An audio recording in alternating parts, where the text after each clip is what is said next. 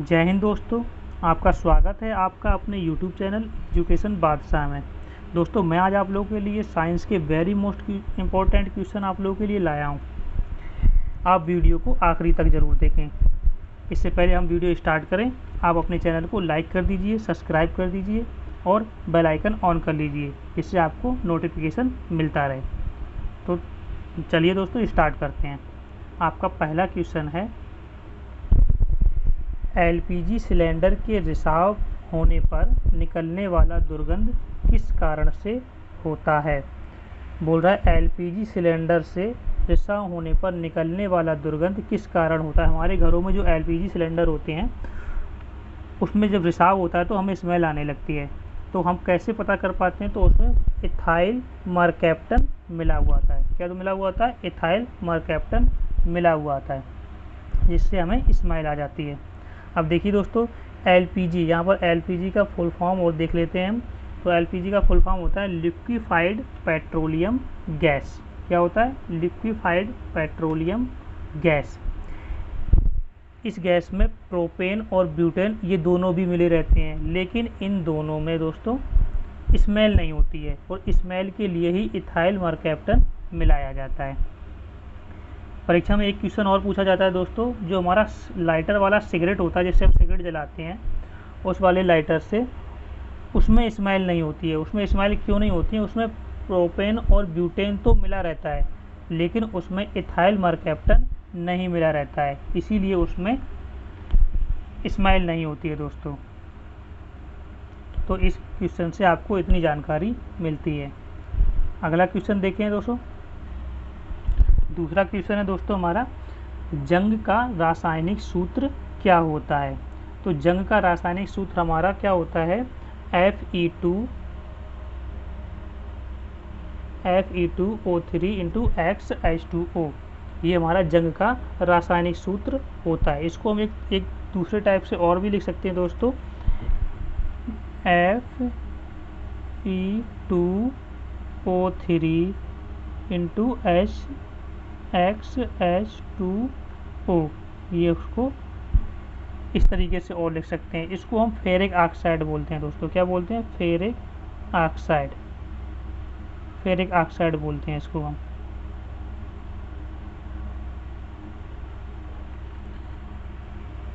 और देखिए दोस्तों, इसमें क्या पूछा जाता है, एक चीज़ और पूछी जाती है कि अगर लोहे पे जब जंग लग जाती है तो उसका वजन घट जाता है या फिर बढ़ जाता है। तो उसका वजन हमारा बढ़ जाता है। क्या? जब लोहे पर जंग लग जाती है तो उसका वजन बढ़ जाता है हमारा। जंग लगना दोस्तों हमारी रिडॉक्स रिएक्शन होता है हमारा, क्योंकि ये ऑक्सीडेशन और रिएक्शन दोनों एक साथ होता है।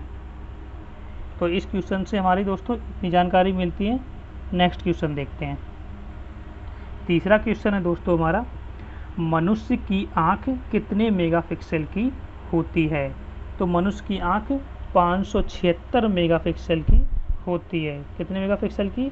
576 मेगापिक्सल की होती है। अब देखिए, आँख से रिलेटेड हम क्वेश्चन थोड़े से देख लेते हैं जो हमारे एग्जाम में पूछे जाते हैं। जैसे जो हमारा प्रतिबिंब होता है वो कहाँ पर बनता है। तो हमारा प्रतिबिंब जो होता है वो कहाँ पर बनता है? रेटिना पर बनता है। प्रतिबिंब हमारा रेटिना पर बनता है। और हमारे क्या पूछे जाते हैं, और हमारा प्रतिबिंब कैसा बनता है? ये हमारा प्रतिबिंब वास्तविक और उल्टा बनता है। हमारा प्रतिबिंब जो होता है ये वास्तविक और उल्टा बनता है दोस्तों। एक चीज़ और पूछी जाती है आँख से रिलेटेड दोस्तों, उनकी नेत्र दान में मनुष्य कार्निया वाला भाग दान करता है। कौन सा? कार्निया वाला। जब किसी को नेत्र देते हैं तो कौन सा भाग दान किया जाता है हमारा? तो कार्निया वाला भाग दान करता है हमारा। ये इसको याद रखना है। और क्या पूछा जाता है, अगर हमारी आँख में जब प्रकाश पड़ता है तो कौन सा भाग जो हमारी आँख का होता है वो कंट्रोल करता है। तो आइरिस वाला भाग जो होता है, क्या होता है?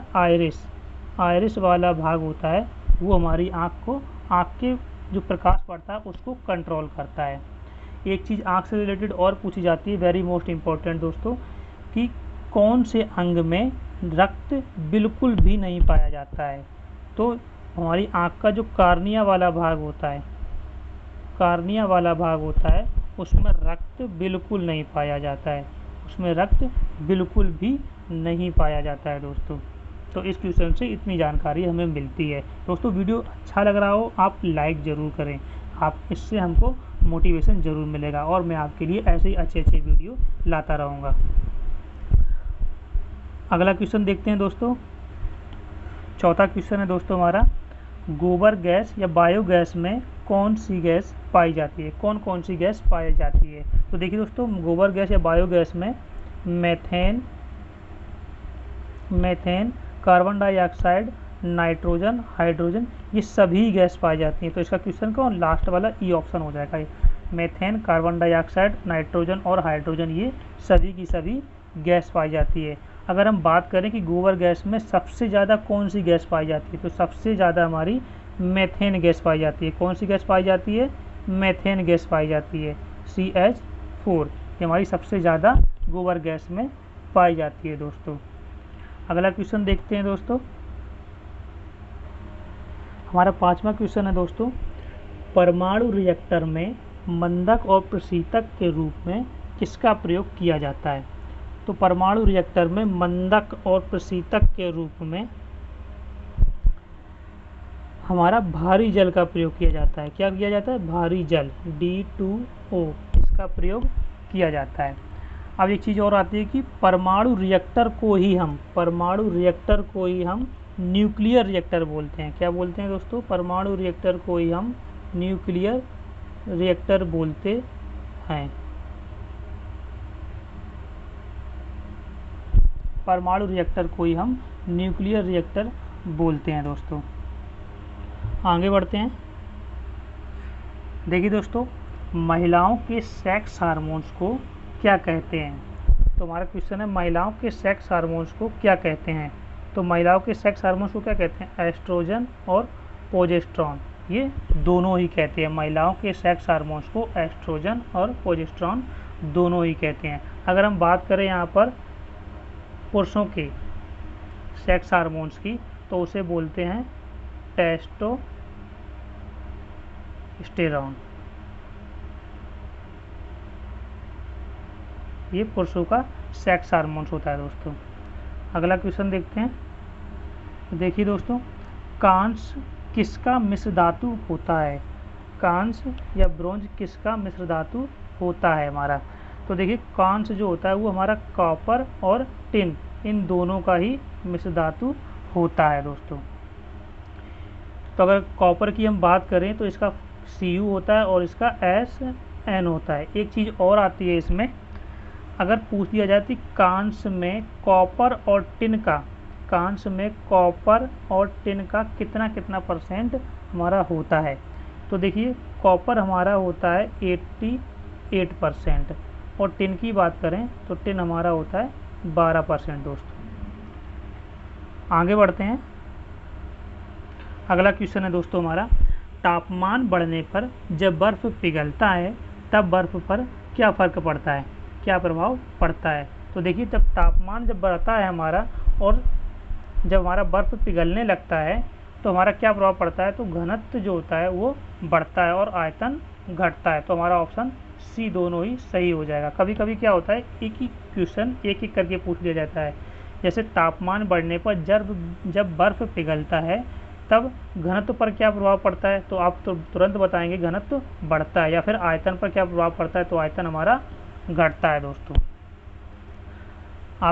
मैं आपका बिल्कुल भी टाइम वेस्ट नहीं कर रहा हूं दोस्तों, तुरंत ही जल्दी क्वेश्चन कराता हूँ। बहुत वेरी मोस्ट इंपॉर्टेंट क्वेश्चन है दोस्तों, वीडियो को लास्ट तक जरूर देखें। आपको क्वेश्चन अच्छे लग रहे हो तो लाइक ज़रूर करें। अगला क्वेश्चन देखते हैं हम दोस्तों अपना। अगला क्वेश्चन है दोस्तों हमारा, तेल टैंकर में प्रयोग होने वाला शब्द बैरल कितने लीटर के बराबर होता है। जो तेल टैंकर में जो प्रयोग होता है वो बैरल शब्द, ये कितने लीटर के बराबर होता है। तो हमारा कितने लीटर के बराबर होता है, 159 लीटर के बराबर होता है। ये आपको याद रखना है दोस्तों, 159 लीटर के बराबर होता है। अगला क्वेश्चन देखते हैं दोस्तों। हमारा क्वेश्चन है दोस्तों, भोपाल गैस दुर्घटना में कौन सी गैस का रिसाव हुआ था। इससे बहुत सारे आदमी मर चुके थे यहाँ पे, बहुत सारे मजदूर की मृत्यु हुई थी यहाँ पर। तो यहाँ पर है भोपाल गैस दुर्घटना में कौन सी गैस का रिसाव हुआ था, तो मिथाइल आइसोसाइनाइड का रिसाव हुआ था। मिथाइल आइसोसाइनाइड का रिसाव हुआ था भोपाल गैस दुर्घटना में। तो इसका सूत्र क्या क्या है देखिए ज़रा, C2H3NCO, ये मिथाइल आइसोसाइनाइड। ये कब हुआ था दोस्तों, ये 2-3 दिसंबर को, 2-3 दिसंबर 1984 को ये हुआ था भोपाल गैस त्रासदी, 2-3 दिसंबर 1984 को ये हुआ था। अगला क्वेश्चन देखते हैं। अगला क्वेश्चन दोस्तों हमारा है, दूध का रंग किस प्रोटीन के कारण होता है। तो दूध का रंग हमें बताना है, दूध का रंग किस प्रोटीन के कारण होता है। तो किस प्रोटीन के कारण होता है दूध का रंग, कैसिन प्रोटीन के कारण होता है। दूध का रंग जो सफ़ेद होता है वो कैसिन प्रोटीन के कारण होता है। एक चीज़ और है इसमें, ये मेलानिन होता है। ये क्या होता है, ये त्वचा का जो रंग होता है ना हमारा, त्वचा का रंग, क्या त्वचा का जो रंग होता है हमारा, ये मेलानिन की वजह से ही होता है। एक चीज़ ये आ गई क्लोरोफिल, जो पेड़ पौधों की जो पत्तियाँ होती है ना दोस्तों, पेड़ पौधों की जो पत्तियाँ होती हैं वो क्लोरोफिल की वजह से ही होती हैं। और हीमोग्लोबिन तो सभी जानते ही हैं, जो हमारा ब्लड होता है दोस्तों, ब्लड वो जो रेड होता है वो हीमोग्लोबिन की वजह से ही होता है। तो अगला क्वेश्चन देखते हैं दोस्तों। नेक्स्ट क्वेश्चन दोस्तों हमारा है, ताजमहल का जो रंग होता है वो सफ़ेद से पीला होता जा रहा है। ताजमहल का रंग सफ़ेद से पीला होता जा रहा है, वो किस कारण से हो रहा है वो हमें बताना है। तो ये किस कारण से होता है, ये अम्लीय वर्षा के कारण हो रहा है। ताजमहल का रंग सफ़ेद से पीला अम्लीय वर्षा के कारण हो रहा है। अगला क्वेश्चन देखते हैं दोस्तों। नेक्स्ट क्वेश्चन दोस्तों हमारा है, बोल रहा है HIV वायरस के कारण कौन सा रोग होता है। HIV वायरस के कारण कौन सा रोग होता है। तो HIV के कारण हमारा एड्स रोग होता है। हमारा कौन सा रोग होता है, एड्स। अगर एड्स की बात करें तो एड्स का फुल फॉर्म क्या होता है दोस्तों, एक्वायर्ड इम्यूनो डिफिशियंसी सिंड्रोम। क्या होता है, एक्वायर्ड इम्यूनो डिफिशियंसी सिंड्रोम। अगर हम HIV की बात करें तो human immuno deficiency syndrome, human deficiency syndrome, human immuno deficiency syndrome. और HIV के कारण कौन सा रोग होता है, हमारा एड्स रोग होता है। अगला क्वेश्चन देखते हैं, हीरा किसका बना होता है। सभी जानते हैं हीरा किसका बना होता है। हीरा किसका बना होता है, हीरा कार्बन का बना होता है। किसका बना होता है, कार्बन का बना होता है। अगला क्वेश्चन देखते हैं। अगला क्वेश्चन दोस्तों हमारा है, पराग कणों के अध्ययन को क्या कहते हैं। पराग कणों के अध्ययन को क्या कहते हैं। तो क्या कहते हैं, पैलिनोलॉजी कहते हैं। पराग कणों के अध्ययन को पैलिनोलॉजी कहते हैं। आगे हमारा ये क्या है, सिस्मोलॉजी। सिस्मोलॉजी क्या होता है, ये हमारा सिस्मोलॉजी, ये भूकंप के अध्ययन को सिस्मोलॉजी कहते हैं। क्या, भूकंप के अध्ययन को सिस्मोलॉजी कहते हैं दोस्तों। अब बोल रहा है एनाटॉमी। एनाटॉमी क्या होता है, हमारा जो हमारे शरीर की रचना होती है, शरीर की जो रचना होती है दोस्तों, उसके विज्ञान को हम क्या बोलते हैं, एनाटॉमी बोलते हैं। एक है हमारा ऑप्टिक्स। ऑप्टिक्स से क्या बोलते हैं कि प्रकाश की जो स्टडी होती है वो ऑप्टिक्स के अंतर्गत आती है। किसके, ऑप्टिक्स के अंतर्गत आती है। प्रकाश की स्टडी जो होती है वो ऑप्टिक्स के अंतर्गत आती है। ठीक है दोस्तों, आगे चलते हैं। देखिए दोस्तों, सिगरेट के धुएं में मुख्य रूप से पाया जाने वाला प्रदूषक हानिकारक कौन सा है। तो कौन सा है सिगरेट के धुएं में मुख्य रूप से, तो carbon monoxide, hydrogen cyanide, benzene, ये सभी। तो ऑप्शन हमारा कौन सा हो जाएगा, उपयुक्त सभी। ये सभी सिगरेट के धुएं में प्रदूषक हानिकारक गैसें पाई जाती हैं हमारी। अगला क्वेश्चन बढ़ते हैं दोस्तों। हमारा अगला क्वेश्चन है दोस्तों कि कृत्रिम वर्षा कराने के लिए किस तत्व का प्रयोग किया जाता है। कृत्रिम वर्षा कराने के लिए किस तत्व का प्रयोग किया जाता है। तो किसका प्रयोग किया जाता है, सिल्वर आयोडाइड का प्रयोग किया जाता है।